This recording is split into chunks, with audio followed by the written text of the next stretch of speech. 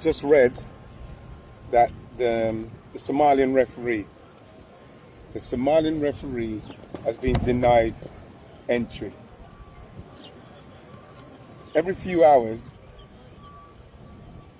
it's another story. Another story about fans denied, players denied, officials denied, journalists denied. Now refs, you know something, I'm laughing, but it's not funny.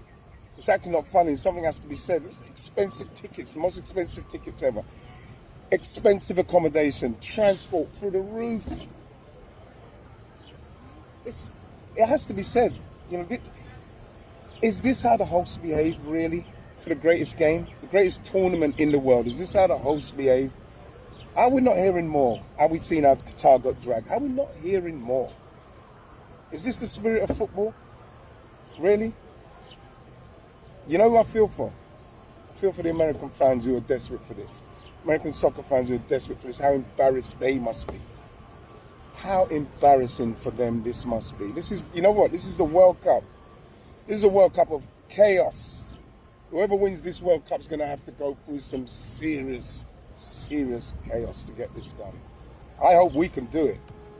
But something has to be said, man. This is just like... This is the World Cup. Faltan unas pocas horas para que el Estadio Azteca dé inicio al Mundial de Fútbol de 2026, organizado por México, Estados Unidos y Canadá. Y junto con el partido inaugural, México se prepara para recibir 13 encuentros de un evento que sigue presentándose como fiesta popular, como celebración global, como comunión deportiva entre pueblos.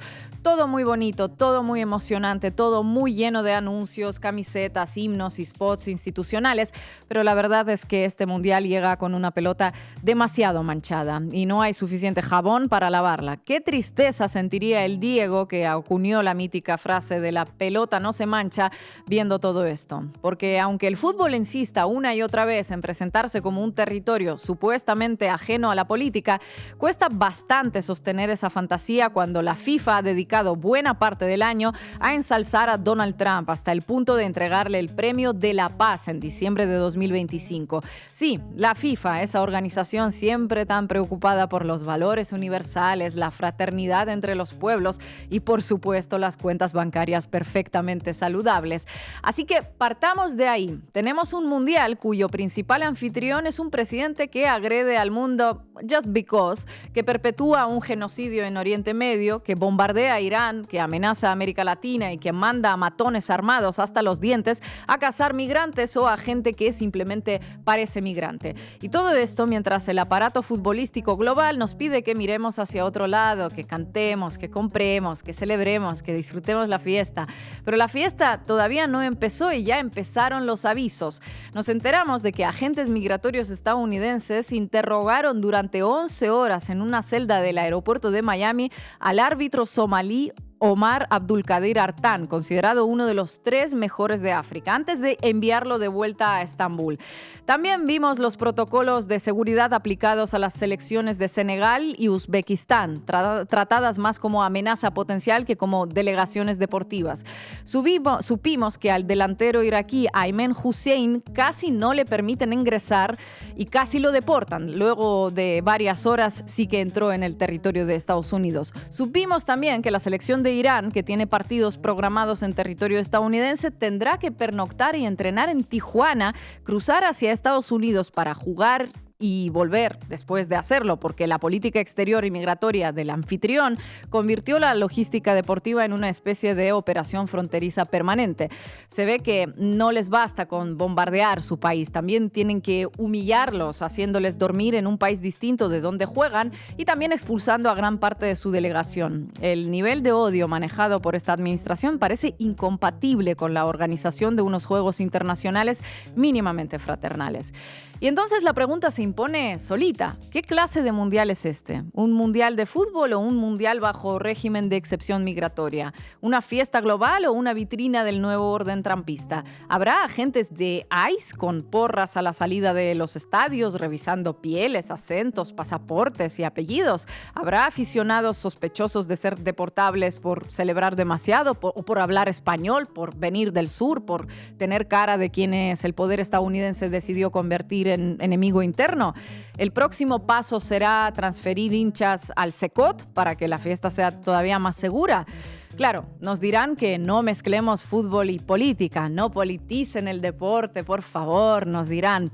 El problema es que el deporte ya está politizado. La FIFA lo politizó cuando decidió que convertir a Trump en figura central de la narrativa mundialista era una excelente idea, cuando expulsó a Rusia de todas sus competiciones, pero no hizo lo mismo con otros países que atacan a sus vecinos o a otros países que están muy lejos de ser sus vecinos.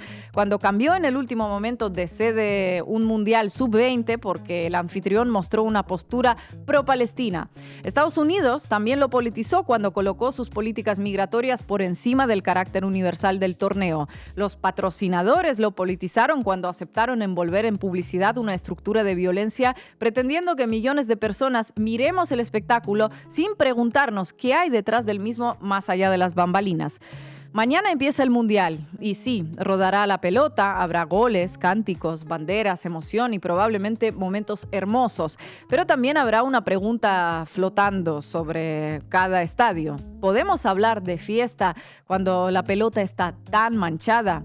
Hoy en La Base América Latina hablamos del Mundial de Fútbol de 2026, de la FIFA arrodillada ante Trump, de la persecución migratoria, de los deportados, de las selecciones tratadas como amenaza y de un torneo que arranca con una contradicción enorme: celebrar la unión del mundo bajo la sombra de uno de los gobiernos más violentos del planeta. Bienvenidos y bienvenidas. La Base América Latina. Marco Teruggi, sé que a pesar de todo lo que rodea este Mundial 2026, estás esperando con mucha ansiedad estos partidos, ¿verdad?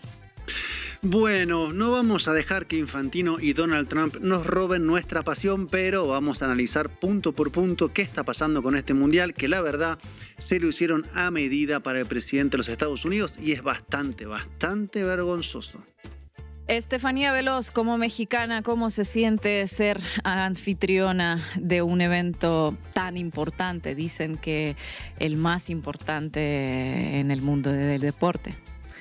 El más importante, Ina, y el más caro hasta ahora en los eventos deportivos. Y ya vamos a dar una revisada sobre cómo se está viviendo este Mundial en México. También cómo está involucrada una televisora que de la mano de la FIFA están intentando lucrar hasta con el último peso, porque nunca es suficiente dinero, ¿no? Ya lo vamos a ver y cómo lo están documentando los medios. Y hoy nos acompañará también Dani Claros, periodista colombiano, parte del colectivo Golpe de Estadio. Vamos a arrancar ya, Juanma. Debí tirar más datos. Con Marco Teruggi. Bueno, está pasando lo que sabíamos que iba a pasar. Es que, la verdad, ¿a quién se le podía ocurrir que un mundial organizado en los Estados Unidos de Donald Trump podía salir bien? Pero tampoco imaginamos que saldría tan mal. Y estamos hablando solo de la previa, como se dice. Es decir, antes de que empiece el silbato inicial, que será este jueves 11 de junio a las 13 horas de la tarde en la Ciudad de México, en un partido que se podrá ver, tómenlo en cuenta, en las pantallas de los FanFest instaladas en el país por el gobierno. Y aclaremos un asunto desde el inicio. Sí, el Mundial se juega en 3 países, es un hecho: México, Estados Unidos y Canadá. Pero fue organizado de una manera muy, pero muy clara. México sería como la banda telonera, Canadá quien lleva las gaseosas y Estados Unidos el centro del show. Esto puede verse primero que nada en los números de los partidos. Habrá 13 partidos en México, 13 partidos en Canadá y 78 en Estados Unidos, o sea, 6 veces más partidos. Es decir, que ni siquiera está el intento de simular cierto equilibrio o repartición equitativa de los partidos. No, esto viene así de caradurismo, de hago lo que se me da la gana porque total tengo el poder y quién va a hacer qué cosa. Algo como la geopolítica de estos tiempos, ¿no es así, querida Ina? Totalmente, y que iba a ser el Mundial centralmente de Estados Unidos, y su presidente se vio desde el momento en que el presidente de la FIFA, Gianni Infantino, le inventó un premio a Trump. Recuerdan, ¿no? En diciembre, cuando era la ceremonia de sorteos de grupos, Infantino le dio el premio de la paz de la FIFA, un premio que inventó solo para Donald Trump. Tan evidente fue que ni siquiera armaron unas medallas o algo simbólico para la presidenta de México, Claudia Sheinbaum, o para el primer ministro de Canadá, Mark Carney. Así sea para mostrar que no era todo tan evidente, pero no, ya desde ahí quedó claro que era el mundial del emperador Trump. Claro, eso no quita la importancia de las otras dos sedes, en particular México, que tiene, decía, este jueves el partido inaugural donde la selección mexicana se va a enfrentar a la de Sudáfrica. Promete ser un buen partido. Pero está claro que este es un mundial que fue hecho a medida de las necesidades del narcisismo de Trump. ¿Y qué puede salir mal? Bueno, ya varias cosas. Así que arranquemos con el listado de escándalos que me da la impresión está solo en sus inicios. ¿Quién dijo escándalos? Porque voy a arrancar con el primero. Omar Artán. ¿Les suena el nombre? A ver, si no les suena, el año pasado fue nombrado mejor árbitro africano y también iba a ser el primer árbitro somalí en dirigir un partido mundialista. Imagínense todo lo que representaba para él y para el país. Bueno, pues al llegar al aeropuerto en Estados Unidos lo sometieron a una entrevista en inmigración de 11 horas y luego lo trasladaron a una celda de retención separada y lo expulsaron del país con destino a Turquía. La FIFA obviamente se lavó las manos. La FIFA no está vinculada a los procesos migratorios del país anfitrión, incluyendo la adjudicación de visas, dijo la FIFA en un comunicado. Espera, un árbitro somalí, justo que este año Trump volvió a decir que los somalíes eran todos unos delincuentes y corruptos como el infierno. Ya en el diciembre había dicho que los somalíes deberían irse todos de aquí. Bueno, pues expulsaron al primer árbitro somalí de un mundial, que luego fue recibido como un héroe al regresar a su país. Y casi hacen lo mismo con el delantero estrella de la selección de Irak, Ayman Hussein. Resulta que fue retenido, interrogado durante casi 7 horas en el aeropuerto internacional de Chicago. También lo sometieron a una revisión prolongada con preguntas e inspección de teléfono. Finalmente lo dejaron ingresar, pero no así al fotógrafo de la delegación iraquí, Talal Salah, retenido durante 10 horas y negado de ingreso al territorio. Linda manera de empezar el Mundial para Irak, que vuelve a disputar la Copa después de 30 años. Seguimos porque hay más. Resulta que a los seleccionados de Senegal y de Uzbekistán los sometieron a revisiones exhaustivas y agregaría absolutamente discriminatorias. Con la selección de Senegal ocurrió directamente al bajar sobre la pista del aeropuerto de San Antonio, donde los esperaban para hacerles el cacheo personal y revisar las maletas. Y a la selección de Uzbekistán le ocurrió al bajar del autobús en Nueva York cuando iban a jugar un amistoso con Países Bajos. Abajo, en fila, cacheo, los bolsos en medio, como si fueran sospechosos. Este mundial ya se está pareciendo al meme donde una gente tiene una paleta de colores para ver si deja pasar o no deja pasar. Y en este caso, el filtro además es muy marcadamente geopolítico. En algunos casos diríamos que vergonzoso. Bueno, igual ya todo esto que les contamos es vergonzoso. Así que vayamos al caso de la selección de fútbol de Irán, que además, Estefanía, están ahora alojados en tu maravillosa ciudad que todavía no conozco. De hecho, sí, están en Tijuana porque México, y especialmente Tijuana, siempre tan hospitalario y pues ahí lo recibieron. En este caso, para que la selección iraní se aloje en mi maravillosa ciudad, la esquina del mundo donde empieza la patria, resulta que Estados Unidos les negó el derecho a alojarse en su territorio. Repito, por si no les quedó claro, no tienen derecho a quedarse en Estados Unidos. Entonces los jugadores de la selección deberán salir desde Tijuana a jugar sus partidos y regresar a Tijuana luego de haber terminado. Y no solo eso, que ya es muchísimo indignante, porque la verdad es un acto de discriminación a la selección de un país agredido por Estados Unidos como lo es Irán.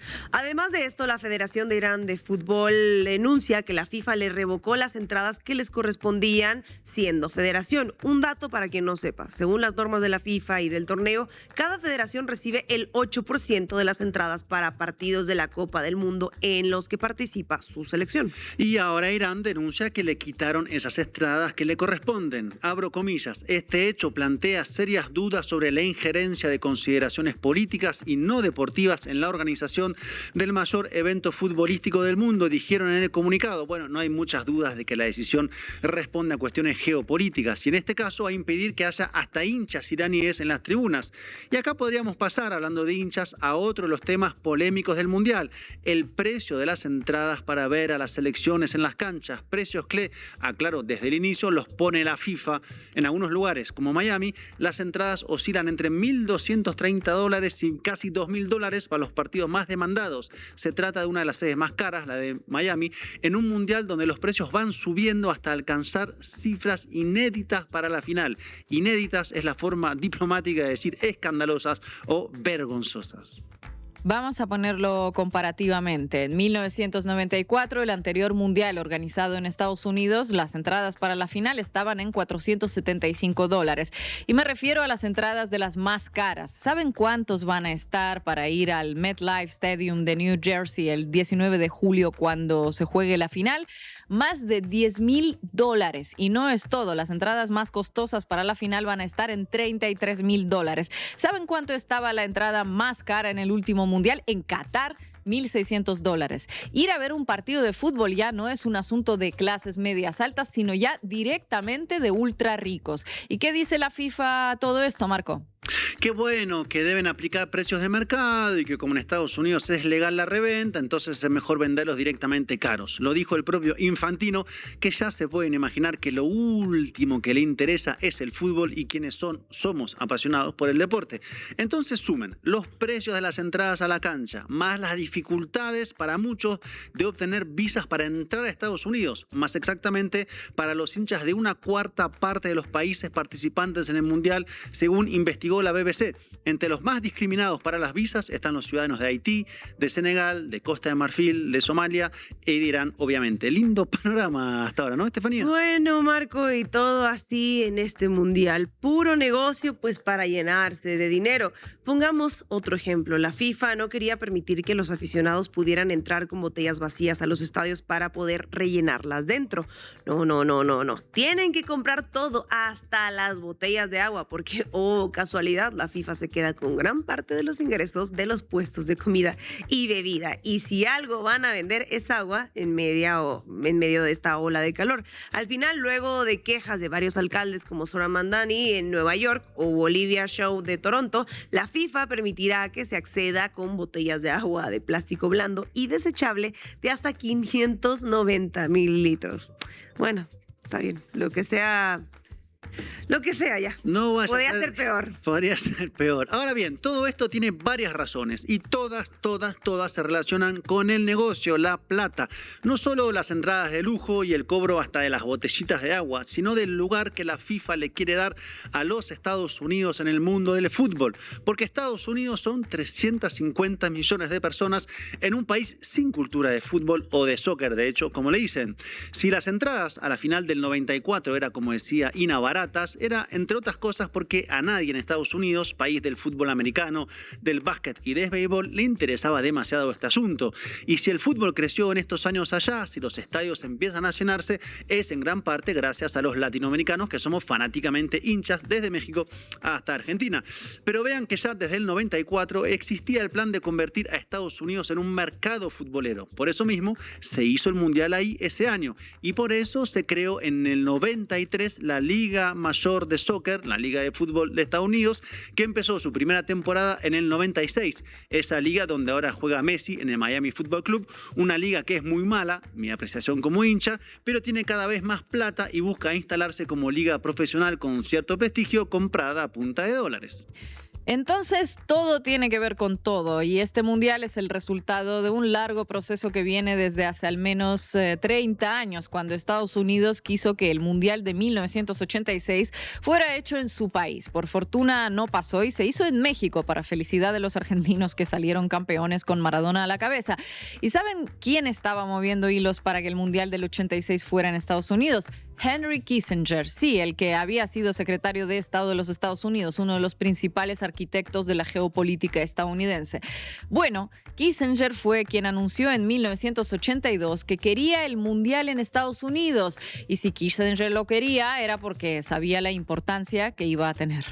Y Kissinger ya venía viendo este asunto del Mundial desde antes. Por ejemplo, en 1978, cuando fue la Copa del Mundo en Argentina, bajo la dictadura de Jorge Rafael Videla, ahí estaba, claro que sí, Kissinger, y a muy corta distancia del estadio donde se inauguró, torturaban gente en un centro clandestino. Y cuenta la historia que Videla y Kissinger entraron juntos al vestuario de Perú antes del famoso y polémico partido contra Argentina. Ya ven que FIFA y dictaduras y Estados Unidos tienen una larga historia de amistad y complicidad, diría yo. Por eso no les cuesta mucho este mundial. Sobre el mundial del 86 les recomiendo la película que acaba de salir con Diego Luna, muy interesante. Y sobre el del 78 hay una muy buena miniserie también de hace poquito tiempo que es muy gráfica de lo que pasó y los debates que se dieron en ese momento. Bueno, vayamos cerrando todo esto, que es solo el inicio, porque todos estos escándalos son antes de que ruede de la pelota y seguramente habrá más escándalos. ¿Cómo puedo intuir algo así? Porque la última Copa América, que fue en Estados Unidos en el 24, el entrenador de la selección uruguaya, el argentino Marcelo Bielsa, ya denunció ahí el pésimo estado de todo, empezando por el pasto en los estadios. No me quiero prestar más porque uno actúa con miedo, porque está constantemente amenazado. ¿Me entiende? Entonces ya me cansé.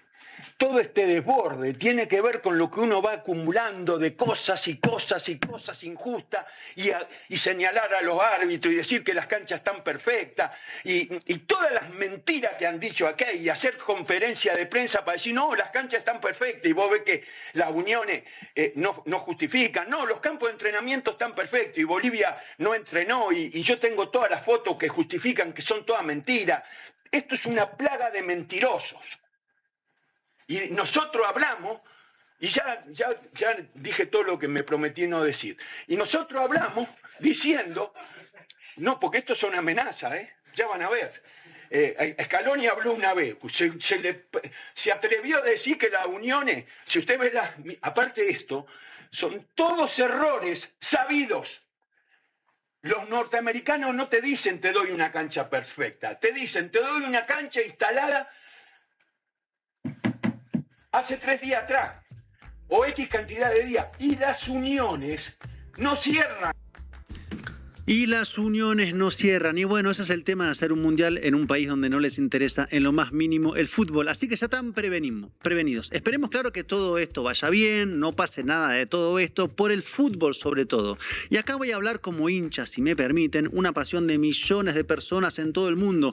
Una pasión que nos da ilusión, tristeza, nos hace doler la panza, nos hace abrazarnos amigos, invocar a los dioses, nos da alegrías, ganas de ser parte. Nos da magia, sí, eso que tanto necesitamos en esta vida. Magia sin ningún objetivo material, solo eso, magia. Y eso no lo van a poder acabar ni los Trump, ni los Infantino, ni todos los que se llenan los bolsillos de plata, que a veces peligra el fútbol por todos estos personajes, sin dudas. Pero a partir de este jueves a la 1 de la tarde, cuando ruede de la pelota en la Ciudad de México, la magia, esa va a ser nuestra. Muchas gracias, Marco. Lo que pudiera romper con la estética de una sede mundialista está siendo ocultado por el gobierno de Nuevo León, que levanta un muro en las avenidas Constitución y Morones Prieto para ocultar colonias de extracción humilde y lograr que turistas extranjeros sean recibidos por la mejor imagen posible. Tras un recorrido realizado por Telediario, se pudo constatar que esta instalación coincide justo con zonas deprimidas o populares, donde hay chozas de lámina o madera y tramos poco favorecidos sobre ambas avenidas en los municipios de Monterrey y Guadalupe. Juan Carlos Rodríguez, quien dijo ser de la empresa Retos y Servicios SADCB, confirmó al reportero que fueron contratados por el gobierno del estado para cubrir diferentes tramos de ambas avenidas con malla ciclónica y cinta verde ecológica para el Mundial de Fútbol 2026. La zona que fue cubierta con un muro de concreto son las calles Plan de San Luis, desde Naranjo, Circunvalación y Arturo B. de la Garza de la colonia Nuevo San Rafael en Guadalupe. La avenida Constitución en la zona de San Rafael Arcángel aparece otra zona de viviendas de madera y lámina, y ahí fueron instaladas lonas de color naranja, dando la bienvenida a los turistas extranjeros en Sueco. El gobierno del estado inició con los trabajos para tapizar otro tramo de viviendas visiblemente en otra zona deprimida muy cerca del centro, pero ahora sobre la avenida Morones Prieto, a la altura de la colonia Caracol, donde instaló una malla ciclónica en tapiz verde y 2 lonas gigantes en color naranja. Se trata de mensajes de bienvenida en coreano y sueco, entre las calles 5 de Mayo y Octava Avenida en el municipio de Monterrey. Hay otra zona donde lo bonito no aparece. Una estación de autobuses abandonada, detrás de un hotel y a un costado del Gran Casino, sobre Morones Prieto, en la zona centro de Guadalupe. Otro sector cuya postal no es la mejor para recibir a los turistas extranjeros es el tramo de la avenida Morones Prieto en su cruce con la calle Cerezo en la calle Huerta, donde misma empresa colocó otra malla ciclónica con tapiz y cinta verde para intentar tapar la zona deprimida. Adelante, Veloz. Vamos arriba. Cuéntamelo todo y exagera con Estefanía Veloz. Sobre las avenidas Morones Prieto y Constitución, que son dos de las arterias principales de Monterrey, el gobierno de Nuevo León colocó mantas de bienvenida en coreano y en sueco. Hasta aquí, todo bien, en coreano y en sueco, porque Corea del Sur y Suecia juegan en el estadio de Monterrey. Estas mantas están puestas justo enfrente de las colonias que el mismo gobierno tapó con lonas verdes para que los turistas que lean estas mantas no vean lo que hay atrás. ¿Qué hay atrás? Bueno, ahorita espérense porque hay videos. Y esto es lo que vamos a analizar hoy. Milenio tituló Gobierno de Nuevo León oculta zonas poco atractivas con lonas rumbo al Mundial. Lo que documentó Telediario Monterrey, filial de Multimedios y la única que hizo trabajo de campo, es que sobre estas avenidas colocaron mallas ciclónicas con cinta verde, lonas de plástico y muros de concreto frente a las colonias como Caracol, San Rafael Arcángel, La Huerta y Nuevo Repueblo. El resto de los medios de Infobae a 24 horas replicó esta investigación sin agregar nada, simplemente ponen mantas de bienvenida y ya.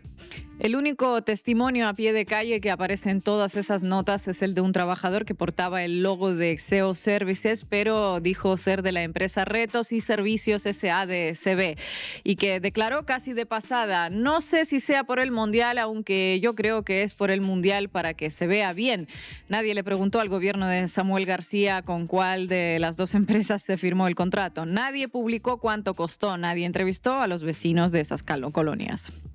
¿El Mundial se avergüenza de la pobreza en México? Me da tristeza, porque Dios así nos hizo pobres. En Monterrey denuncian que están escondiendo la realidad. Van a pasar por aquí los jugadores, ¿verdad? Y entonces les da vergüenza, y no debe ser así. El gobierno estatal levantó muros de hasta 600 metros con publicidad en las vías que conectan al aeropuerto para ocultar las viviendas humildes. Acá me dijeron que se veía muy feo y me dijeron, te vamos a impermeabilizar para que sea bonito. Y ya no han venido, les sigo hablando y ya no me contestan. Mientras las obras quedaron inconclusas, el gobierno promete fiesta gratis. Me da tristeza, porque él, como es de dinero, se avergüenza a nosotros los pobres. Logística internacional o discriminación.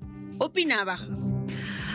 Y lo de las lonas verdes es la parte que se ve porque en el poniente de la ciudad hay algo que es más permanente. En el Cabildo de Monterrey se aprobó por unanimidad la compra y demolición de 61 viviendas en una colonia llamada Llave de Oro sobre Paseo de los Leones, que es una de las vías más transitadas del área metropolitana de Monterrey. Esto se hizo con una bolsa de 131 millones de pesos solamente para las primeras 28 casas. La demolición arrancó el 18 de mayo en la calle Galeón 608 antes del primer partido y al menos 14 propietarios dijeron que no querían vender. Los contratos de compra-venta llevan cláusulas de confidencialidad. Vete tú a saber por qué. Vete tú a saber, y lo que llama la atención editorialmente es que el encuadre oficial en ningún momento fue estamos desplazando familias, fue mejora vial. Morena, el partido gobernante a nivel federal, lo llamó limpieza social y solicitó juicio político contra Samuel García, gobernador de Nuevo León, pero esa acusación tampoco generó una investigación periodística sostenida, tuvo el ciclo de vida de un comunicado de prensa breve. En Monterrey taparon las casas con lonas para que no se vieran, pero en la Ciudad de México el dispositivo es algo sofisticado porque aquí no ponen una malla frente a tu fachada o a tu casa, sino que te piden que demuestres que tienes derecho a estar en tu propia calle. La Secretaría de Seguridad Ciudadana le llama última milla al dispositivo, pero los vecinos lo llaman la primera milla porque es la suya, la que conecta su casa con el resto de la ciudad. Esto es un perímetro de 1.6 kilómetros alrededor del Estadio Ciudad de México, el antiguo Azteca, que abarca colonias como Santa Úrsula, Circuito Azteca, Calzada de Tlalpan y Acoxpa, y dentro del cual solo pueden circular aficionados con boletos, vehículos acreditados y residentes, ojo, con QR de la alcaldía Coyoacán. Para el partido inaugural desplegaron 7,708 policías y durante todo el torneo la Secretaría de Seguridad Ciudadana planea mantener un estado de fuerza de 56,000 elementos. El reportaje de Animal Político recoge el testimonio de una vecina que se llama Briseida, que lleva años viviendo en esta colonia y que ahora necesita un código QR para entrar a su propia calle. La nota simplemente documenta lo que pasa, ojo, pero vamos a ver este video.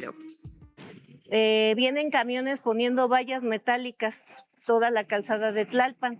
y ponen a la entrada de nuestras calles, ponen policía. Estas policías acordonan todas las entradas y nos han estado impidiendo el tránsito hacia Calzada de Tlalpan.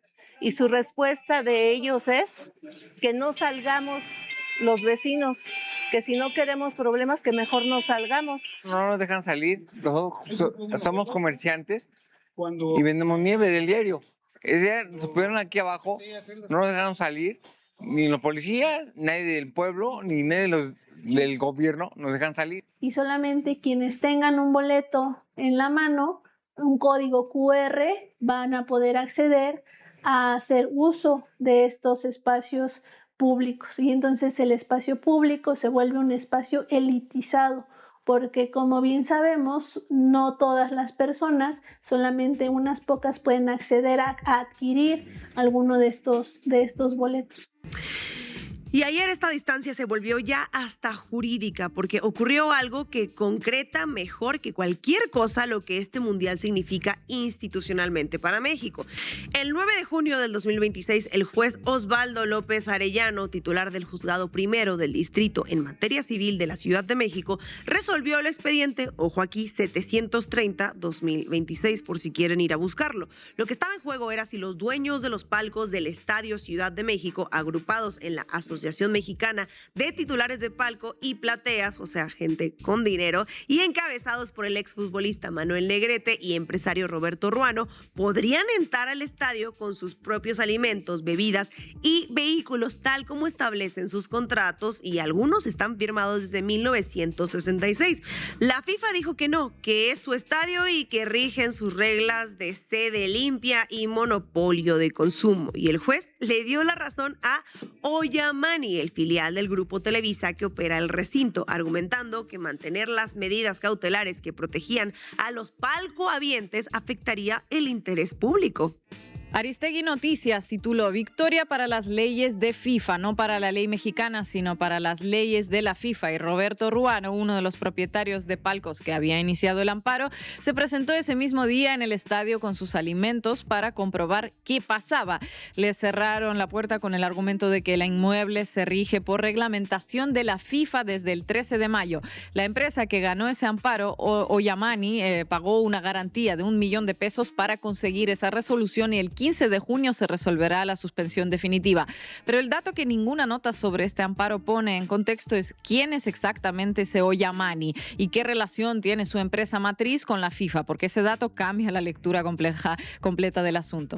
Oyamani es filial de Grupo Televisa, el mayor consorcio de medios de México, y el 24 de octubre del 2024 el Consejo de Administración de Grupo Televisa aprobó que Emilio Azcárraga Shin, su presidente ejecutivo, tomara licencia con efecto inmediato porque el Departamento de Justicia de Estados Unidos investiga a la empresa en el marco del FIFA Gate, que es el caso de los sobornos para obtener derechos de transmisión de los mundiales 18, 22, 26 y el que viene en el 30. Y en el juicio del 2017, el testigo Alejandro Buzarco declaró que Televisa pagó al menos $15 millones en sobornos al vicepresidente de la FIFA, Julio Grondona, y en el 2023 la empresa pagó $95 millones para cerrar una demanda colectiva de inversionistas sin admitir ninguna culpa. Lo que eso significa es que la empresa cuya filial obtuvo ayer una resolución jurídica que pone las reglas de la FIFA por encima del derecho contractual mexicano es la misma empresa cuyo presidente está bajo investigación en Estados Unidos por presuntamente haber comprado su relación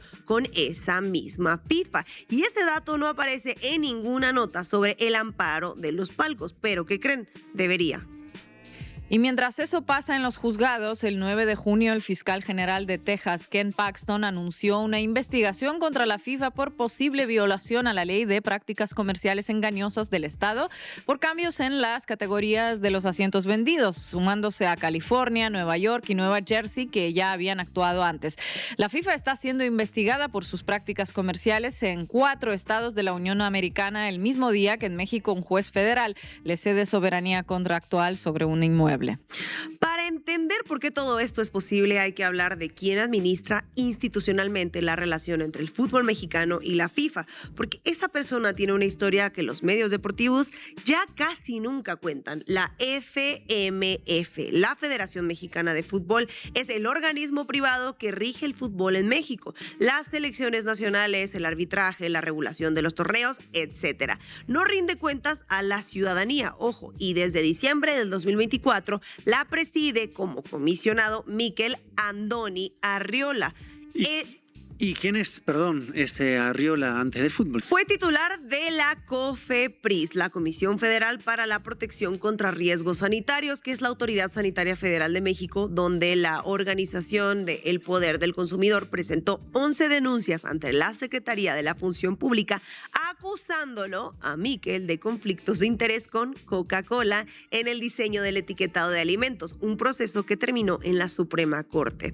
Fue director del IMSS, el Instituto Mexicano de Seguro Social, y en el 2018, por cierto, fue candidato del PRI, el partido que gobernó México durante más de 70 años, a jefe de gobierno de la Ciudad de México. Quedó, por cierto, en tercer lugar con 12.9% de los votos, detrás de Claudia Sheinbaum y Alejandra Barrales. Todos estos puestos que les dije los ocupó en gobiernos priistas. Desde diciembre del 2020 preside la Liga MX, el torneo de primera división del fútbol mexicano, y en mayo del 2026, en plena preparación del Mundial, el Club Toluca lo exhibió en un comunicado público de una manera que resume perfectamente cómo funciona la opacidad en el fútbol mexicano. Por favor, cuéntanos, Marco. A ver, Toluca publicó que la autorización para que sus jugadores Alexis Vega y Jesús Gallardo no reportaran a la selección nacional había sido otorgada por la máxima autoridad de la Liga MX y la FMF. Arriola lo negó días después, diciendo que no hubo acuerdos ni autorizaciones, pero lo captaron en video, evitando a la prensa después de un evento con un patrocinador.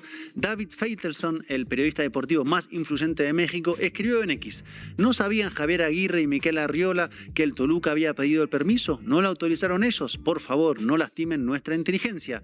Y Cristian Martinoli, comentarista de TV Azteca, lleva meses llamándolo empleado de los dueños, que es exactamente lo que el exfutbolista Rafael Márquez Lugo explicó con más detalles en Fox Sport. Abro comillas: el señor simplemente obedece las instrucciones de los dueños. Hay ciertos dueños que pesan mucho más que otros y que son realmente quienes ponen a estas figuras y las quitan. Cierro comillas. Su salario, según el periodista Héctor Huerta de ESPN, quien dijo tener en sus manos la nómina de la Federación Mexicana de Fútbol, ronda los 700,000 pesos mensuales. La federación no transparenta contratos, no publica nóminas y no licita sus acuerdos con la FIFA. Y cuando los dueños de los clubes rechazaron el fondo de inversión Apollo Global Management, que ofrecía $1,250 millones a la liga a cambio de transparentar sus operaciones, varios propietarios votaron en contra exactamente por esa condición, porque la transparencia era el precio y era demasiado alto. Juan Carlos Rodríguez, el predecesor de Arriola en la Federación Mexicana de Fútbol, lo dijo sin rodeos: en México hay grandes operadores de fútbol, pero no querían transparentar cómo se cocinaba en esas cocinas. Ahí fue lo que reventó. Pero del otro lado de los grandes salarios pasan cosas. El 3 de mayo, frente al Auditorio Nacional de la Ciudad de México, nació la Asamblea Antimundialista con vecinos de la colonia Santa Úrsula en Coyoacán, Tlalpan y Xochimilco, también familias buscadoras y comunidad otomí, que convocaron una contrainauguración para mañana, que es 11 de junio. En Monterrey, Fundel, que son las Fuerzas Unidas por Nuestros Desaparecidos en Nuevo León, jugó una cascarita frente al Palacio de Gobierno el 17 de mayo con una pancarta que decía 133,000 desaparecidos, y también departamentos en Santa Úrsula, Coapa, una colonia al sur de la Ciudad de México a 10 minutos del estadio, que costaba 8,000 pesos de renta, llegaron a 17 y también a 25,000. El investigador de la UNAM, Luis Alberto Salinas Arretúa, lo describió con una sola frase: una ciudad totalmente mercantilista. Lo que no se dice es que el poder económico que organizó este mundial no necesitó del poder político para hacer nada de esto. Lo hizo con un contrato de sede, con un juez y con una filial. El mundial que están cubriendo esta semana es el de los goles, los estadios y las selecciones, que es el único al que la mayoría de los mexicanos va a poder asistir. El del otro lado de la pantalla, y del otro lado están los contratos, los amparos, las lonas verdes frente a las casas. Ese, desafortunadamente, no se está transmitiendo. Entonces, al final resulta que la fiesta se hace en tu casa, tú pusiste el terreno, tú pusiste la dirección, tú pusiste el país, pero los boletos los vende otro, las reglas las pone otro y las ganancias se van a otro bolsillo. Muchas gracias, Estefanía. Sí, si yo hubiese abrazado a Blatter, hoy sería de la familia de la FIFA, pero sería un hijo de puta. Y yo tengo a la Tota esperándome, a mi mamá. Claro. Me dice, Diego, te esperamos en la familia de la FIFA. Le digo, yo no tengo una familia hija de puta, ¿no? No voy a transar. Que vayan con Pelé, con Platini, con Beckenbauer. Era cantado, yo lo vengo diciendo hace 20 años. Hoy Platini es el capo de la UEFA. ¿Por qué? Porque fue el mamón de Blatter durante muchos años. Beckenbauer tiene el mundial que quiere. Y Pelé lo tienen ahí para que defienda la FIFA. Es muy triste. Es muy triste por los jugadores que hoy no ganan lo que tienen que ganar en Uruguay, en El Salvador, en Colombia, en Argentina, en un montón de lados. A buena entendedora, con Ina Afinogénova. Mens sana in corpore sano, dice la cita en latín tomada de las sátiras de Juvenal. La salud de la mente va de la mano de la salud del cuerpo, pero no es este el caso de nuestro deporte profesional. El Mundial de Fútbol exige jugadores con cuerpos sanos preparados para el más alto rendimiento, que son utilizados para enfermar la mente de los espectadores. En los últimos 8 años, las apuestas deportivas crecieron rápidamente hasta convertirse en una industria global que mueve más de $100 millones anuales. La orden de largada en esta carrera la dictó la Corte Suprema de Estados Unidos cuando en 2018 eliminó la prohibición de las apuestas deportivas. Desde ese momento, más de 30 estados las legalizaron y las plataformas para jugar online se multiplicaron como setas. Las ligas como la NBA y la NFL firmaron acuerdos con casas operadoras de apuestas. El desarrollo en Estados Unidos no tardó en llegar al resto del mundo y en globalizar este impulso a la ludopatía. Un segundo factor que confluyó en el crecimiento de las apuestas es el de la masificación de los smartphones y las plataformas para pagos online. Hasta hace relativamente poco, entre 10 y 15 años atrás, las apuestas en los países donde estaban habilitadas se realizaban solamente en locales físicos. El horario estaba limitado, había que trasladarse al lugar y pagar en efectivo. La multiplicación de las plataformas digitales transformó la apuesta en una posibilidad omnipresente. Se puede apostar en cualquier momento, 24/7, los 365 días del año. Y la distancia del usuario con la apuesta es apenas un clic. El mismo aparato que se utiliza para la apuesta es a su vez la billetera. Se puede apostar desde un tren, en el estadio donde se realiza el evento deportivo, desde el trabajo e incluso desde la escuela. América Latina es una de las regiones donde esta industria de la adicción está creciendo más rápidamente. Con la llegada del Mundial, el crecimiento de las apuestas se acelera y las empresas esperan incrementar este mercado. Las tandas publicitarias en Brasil, Argentina, Perú y Colombia son una sucesión infinita de casas de apuestas, cada tanto intercalada con alguna propaganda de comida chatarra. Porque además de intoxicar el alma, también hay negocio en intoxicar el cuerpo y luego vender la cura, claro. Una tercera innovación que contribuye a esta pandemia de las apuestas online es la posibilidad de apostar en tiempo real mientras se realiza el evento deportivo. Esta modalidad, conocida como in-play o live betting, es la innovación más adictiva. El usuario puede apostar por casi cualquier cosa: quién hará el próximo gol, qué jugador será expulsado o qué cantidad de corners tendrá el partido. Las plataformas de apuestas, integradas con streaming en vivo, apuestan en tiempo real y billeteras electrónicas terminaron de cerrar el círculo del potencial adictivo. El usuario puede realizar apuestas de acuerdo a la dinámica del juego mientras se desarrolla y lo observa. La inmediatez del resultado, sumada a la estimulación continua, son incentivos para la adicción, que es muy peligrosa entre los más chicos sobre todo. Esta innovación, en el mal sentido de la palabra innovación, porque hay que decirlo, incrementó el engagement de las plataformas, aceleró la frecuencia con que los usuarios realizan apuestas y subió el tiempo de permanencia en las aplicaciones. Otro instrumento que usan las casas de apuestas para incrementar su potencial adictivo es la utilización de inteligencia artificial. Qué lindo cuando la ciencia, la tecnología y el deporte confluyen al servicio del bien común, ¿verdad? ¿Para qué se usa la inteligencia artificial en este ámbito? literalmente para lograr mayor eficiencia a la hora de crear personas adictas al juego. ¿Cómo lo hacen? De muchas formas, pero siempre orientados a un objetivo principal: incrementar el tiempo de permanencia del usuario y maximizar el ingreso esperado por cada apostador. La inteligencia artificial se utiliza para hacer un seguimiento personalizado al jugador. De esta manera, las plataformas saben a qué deportes juega, en qué horarios apuesta, cuál es el monto promedio o qué tipo de apuestas prefiere. A partir de esa información, la plataforma personaliza las promociones, los bonos o las publicidades específicas que le aparecerá a cada usuario en su interfaz. Pero no es este el único uso. La inteligencia artificial también permite procesar en tiempo real lo que está ocurriendo en el evento deportivo y multiplicar la cantidad de apuestas disponibles que le aparecerán al usuario. La inteligencia artificial procesa en tiempo real la posesión de pelota, la cantidad de tiros al arco y cualquier otra cosa que pase en la cancha. La recopilación de datos se usa al servicio de que el usuario incremente la cantidad de decisiones que toma para generar un comportamiento compulsivo.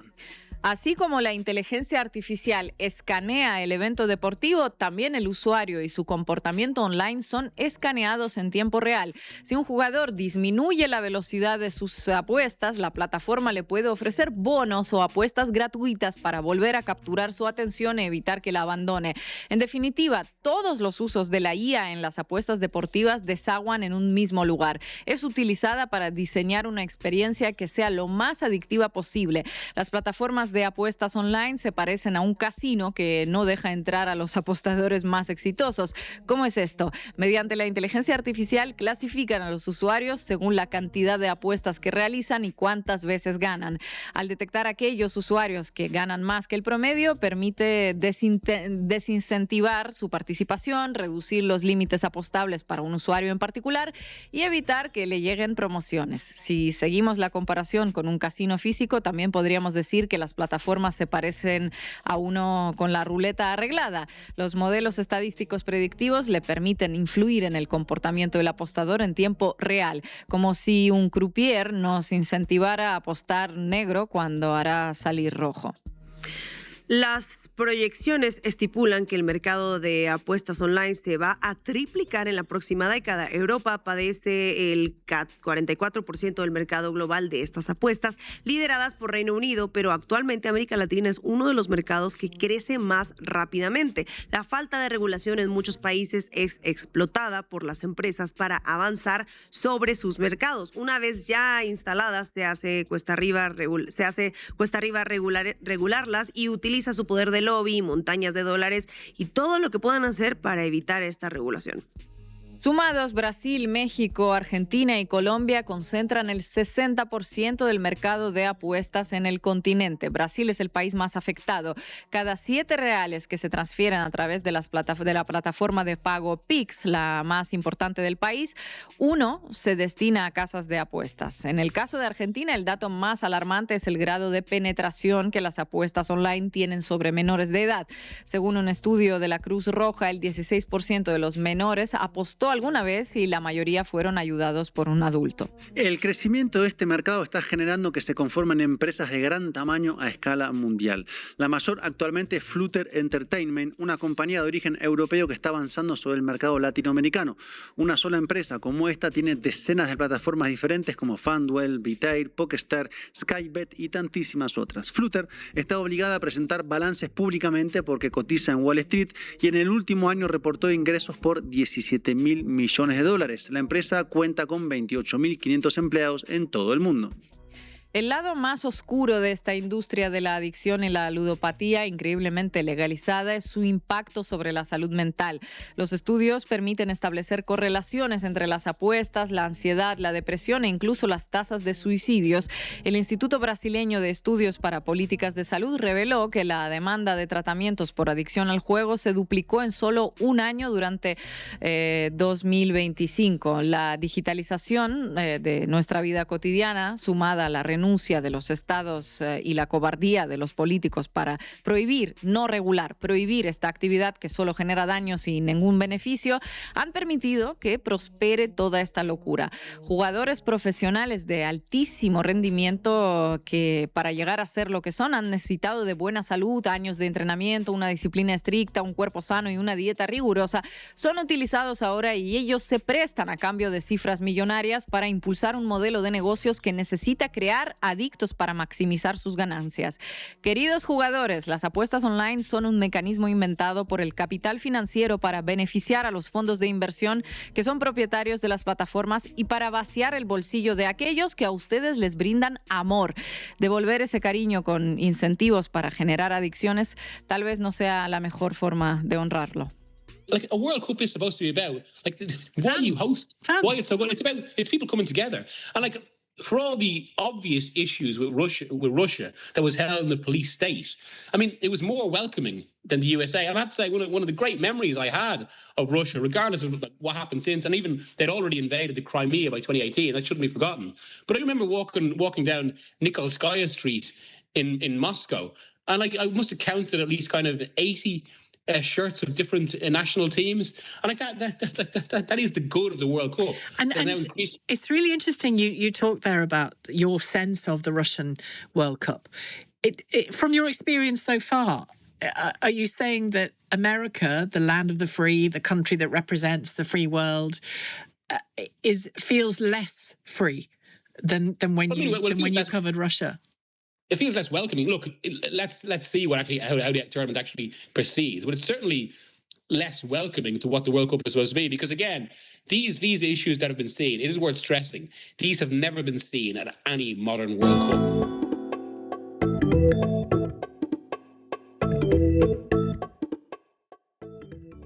Y hoy nos acompaña Dani Claros, periodista colombiano, parte del colectivo Golpe de Estadio. Dani, muchísimas gracias por estar en la base América Latina. Bienvenido.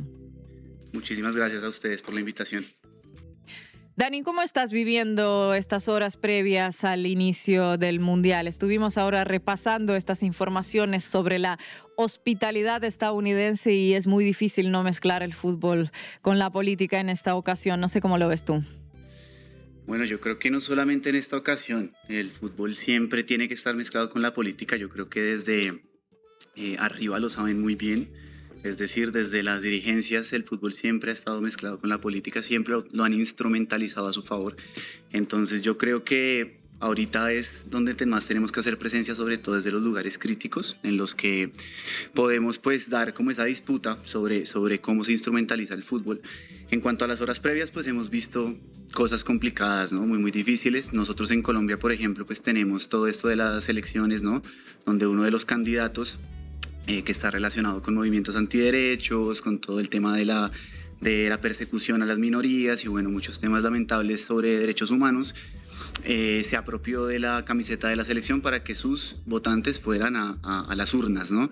Entonces, pues eso nos lleva a nosotros, y en este momento quiero aprovechar este espacio para reiterar que la camiseta de Colombia es un símbolo popular que le pertenece a todas y todos y queremos que eso esté muy claro y que la persona que quiera salir en el Mundial con la camiseta de Colombia se sienta confiada de que no va a ser relacionada con un movimiento antiderechos y con todos estos temas que representa Abelardo de la Espriella. Ahora, Estados Unidos. Hemos visto escenas lamentables, ¿no? De cómo Uzbekistán, por ejemplo, el equipo de Uzbekistán estuvo bajo del bus y le estuvieron haciendo requisas, lo estuvieron ahí por varios minutos. También estuvimos viendo cómo se armó un tiroteo cerca de la concentración de Inglaterra, ¿no? Es algo que no se puede pasar por alto. Y bueno, hay varias cosas que están pasando. Yo creo que también hubo un video que donde salió la delegación de Senegal, que se veía donde los estaban requisando. Después la Federación de Senegal salió a decir que eso no fue en territorio estadounidense. Pero pues yo creo que esto ya pasa derecho. Es como que podemos estar dispuestos a todo, ¿no? A lo que venga. Es complicado, como que ya todo pasa y lo creemos. Entonces pues yo sí creo que estas horas previas el ambiente está complicado, sobre todo aquí en Ciudad de México. Hemos visto todas las protestas que se están generando alrededor de la inauguración mañana, así que nada, Hay cosas que son muy lamentables que están pasando en este momento, pero pues yo sí creo que es un momento en el cual tenemos que estar muy, muy presentes, sobre todo no dejarnos llevar por estos hechos lamentables y seguir muy atentos de lo que está pasando en el Mundial. Dani, gracias por estar en la base América Latina. Es un mundial en 3 países, pero un poco decíamos, México parece como la banda telonera, ¿no? Y Canadá que va sirviendo las gaseosas, y todo está hecho como un traje a medida de Trump. ¿Por qué es tan así, es tan alevosamente como fabricado, puesto a disposición, uno diría, de las necesidades del presidente de Estados Unidos? ¿Cómo llegamos a un mundial así? Marco, yo creo que aquí es muy complejo. Yo creo que desde hace ya un tiempo la FIFA ha venido preparando la cancha para entregarle el fútbol desde las dirigencias a un modelo que es mucho más afín al modelo estadounidense. Es decir, en Colombia, por ejemplo, nosotros vemos en el estadio algo que va a pasar en el Mundial, algo que venía pasando ya, y es que el estadio metropolitano se volvió un lugar elitista, donde solamente entran personas con alto poder adquisitivo y cada vez las clases populares están desplazadas. Entonces yo creo que la cancha se venía preparando desde ya hace algún tiempo para todo lo que está pasando en este Mundial. Donald Trump, yo creo que ha entendido bien esa fuerza popular que tiene el fútbol y ha podido desde ahí que persiga ciertas selecciones y que a otras selecciones las reciba con bombos y platillos y no les diga nada, como la selección de Suecia que llegó y no tuvo ningún problema. Eso tiene un mensaje muy muy fuerte y es como quiere hacer ver a unos como los buenos del paseo y a otros como los malos del paseo, ¿no? Uzbekistán, ustedes sabrán más de geopolítica, pero hizo parte de la Unión Soviética, ¿no? Ayer no es casualidad que haya tenido ese episodio. También lo que está pasando con Irán, me parece que Trump quiere dar un mensaje muy fuerte, porque esto mismo pasó, tengámoslo en cuenta, esto mismo pasó en 2023, cuando Indonesia quería hacer la organización del Mundial Sub-20, ya la tenía asegurada y semanas antes se rehusó o protestó a la llegada de Israel a ese Mundial. ¿Qué hizo la FIFA? Le quitó la sede, se la dio a Argentina. Ahora estamos viendo como la selección de Irán no puede pasar la noche en Estados Unidos, o sea, tiene que jugar, llega en un vuelo, juega y se tiene que volver a México. Entonces me parece que ahí esto, si hubiese pasado en otro territorio, quizás habría tenido otras medidas. Se nota que se quiere dar un mensaje con una visión muy específica y ahí es donde yo creo que estas fuerzas están aprovechándolo muy bien y es donde nosotros tenemos que estar muy muy atentos. Dani, hace rato respondías a lo que Ina preguntaba sobre la playera de Colombia como un símbolo popular. En todo esto que está sucediendo en México, en Colombia, parece que hay quienes dicen que criticar a la FIFA, criticar el Mundial, es criticar la celebración del fútbol.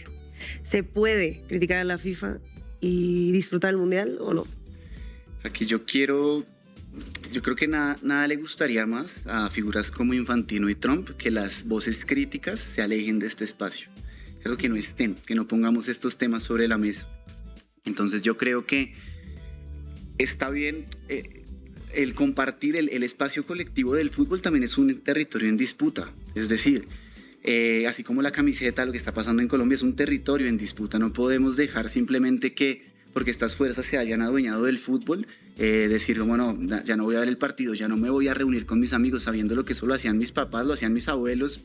Es un espacio en el cual hay algo colectivo que viene desde generaciones, y esa tradición sobre todo del fútbol, esa tradición del hincha que pasa de generación en generación y que por ahí tiene un vínculo especial con el fútbol, es el que en este momento está siendo atacado. Y a mí me gusta hacer un llamado como a no abandonar ese espacio, porque ese espacio es en este momento un espacio de disputa.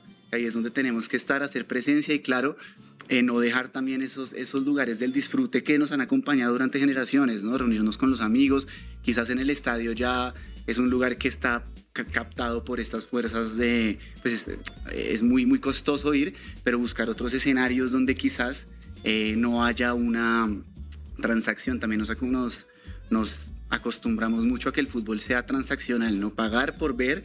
Y no, yo creo que está bien poner una pantalla en alguna parte con la familia, invitar a unos amigos y ver un partido sin tener que estar pagando por ello, ¿cierto? Así que yo sí creo que hay que hacer un llamado también al disfrute, pero sobre todo que las voces críticas sigan estando para poder discutir estos temas que este mundial nos va a dar mucho de qué hablar y sobre todo que el fútbol nos presta un lenguaje popular, un escenario popular para llegarle a muchas personas.